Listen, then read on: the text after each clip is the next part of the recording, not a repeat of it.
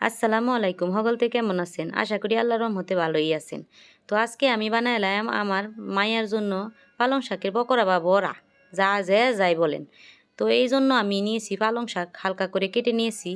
তারপর নিছি হইছে ডিম, তারপর নিছি চালের গুঁড়া, নিলাম কাঁচামরিচ, পেঁয়াজ, ভালোভাবে পেঁয়াজগুলো আগে দিয়া কাঁচামরিচ দিয়া হলুদ আর জিরার গুঁড়া নিছি।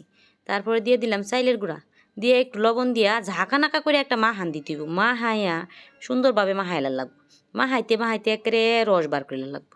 মাহাইয়া তারপর বাইন্ডিংয়ের জন্য দিয়ে দিছে এখান ডিমটা দিয়া ভালোভাবে মাহানটা দিয়া তারপরে মাহাইতেই থাকবেন একেবারে ফিনিশ হয়ে যাব।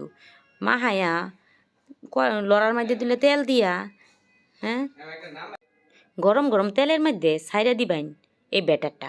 ছাইরা দিতেই সুন্দরভাবে স্যাঁত করে একটা শব্দ হইব। এই তো হয়ে গেছে, আর কিছুক্ষণ পরেই হয়ে যাইব, রেডি হয়ে যাইব পকোড়া।